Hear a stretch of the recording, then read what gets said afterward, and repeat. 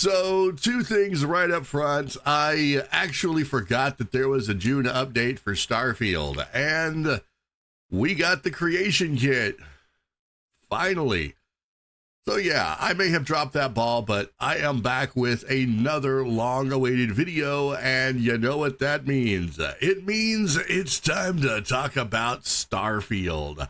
Hello everyone, and welcome back to the channel. My name is Gruzbee, and the Catgirl mascot is Fumi-chan. Our mission is to bring all the cringe to the internet, beginning with you. Before we get started, though, do me a favor and head down to the comments and let me know if you are running mods on Starfield, or if you're still waiting on those big epic mods to come out. And of course, if you are running them, let me know which ones are your favorites. So it looks like there's been some interesting developments with Starfield the past month, and while some of them have been in the positive, as usual, the negatives always manage to outweigh them. We got the June update with patch 1.12.3, and we also got the release of Creations, Bethesda's cash cow that they will now use to annoy and offend us all in some way. The list of updates and fixes isn't as robust as previous updates, but there were some solid fixes and improvements. I mean, we can give books to Koroko now. I never even knew that was supposed to be a thing.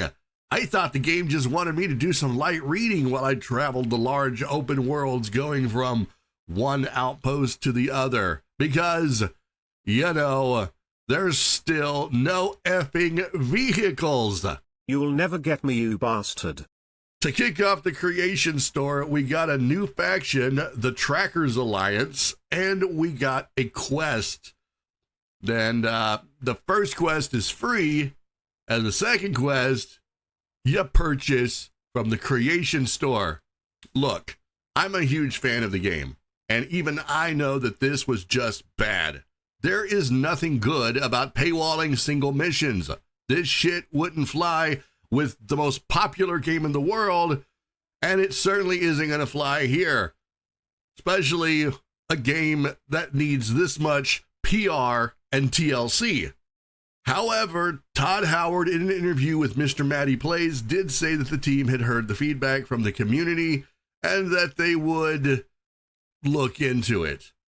Because the immediate feedback in reaction to anything the players don't like is to go downvote something on Steam, which oftentimes means nothing.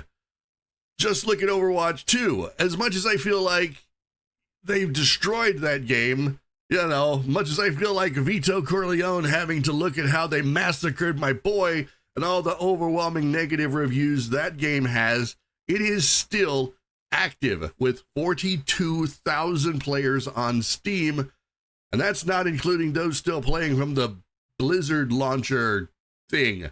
The point I'm trying to make is that the gospel according to Steam is not the be-all, end-all of where a game truly sits on the popularity poll, or an exact measurement of success or failure. Were this a Steam exclusive release? Well, maybe, perhaps, but we know it's not. And while the creation store is just the worst idea ever, it does serve the purpose of bringing in more revenue to the game, which means more content later on. Hopefully not in the form of paid missions in the store, because the idea of micro content is sheer lunacy. However, that's not going to stop it from being a thing, and console players will easily jump at any chance to get their hands on mods for the game. Even now, there's a resurgence of content on YouTube about the new mods and the modding scene around Starfield, and all of the recommended best mods stuff. Just do a search and you'll find it. Almost daily uploads, in fact, from some channels. So while I'd like to agree with the doomsayers that Starfield's future is bleak and a total waste, well, I can't, because while 7,000-ish players doesn't seem like good numbers, it's at least consistent on Steam. Even Fallout 76 had similar numbers, and they rode those for about 4 years, and that was a live service.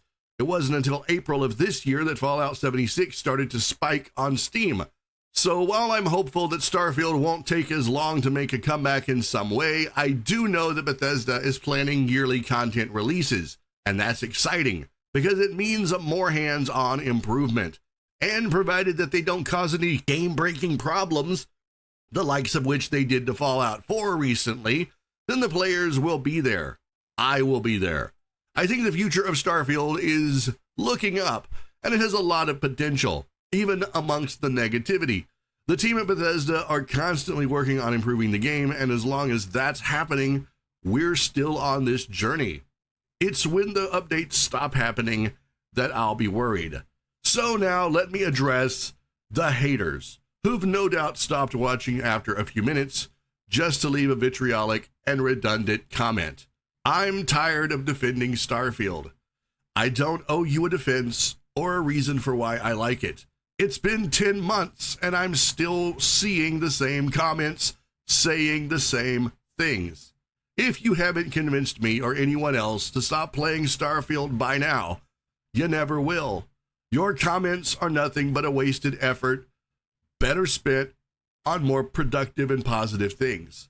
I wish you the best and hope that you find a game worth your time that truly brings you great enjoyment. To go one step further, I am doubling down.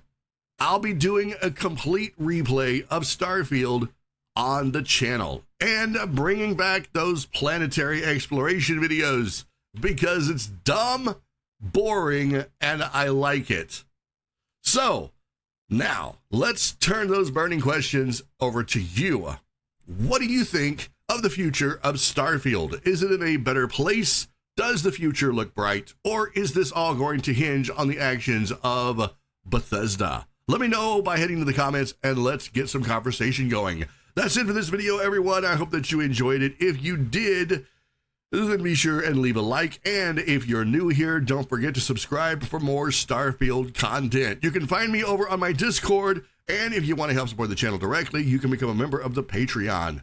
Links to all of that, including my socials, are in the linkity-link place down below. As always, have an amazing day, everyone. Keep being awesome. And I will see you, children of the sky, in the next video.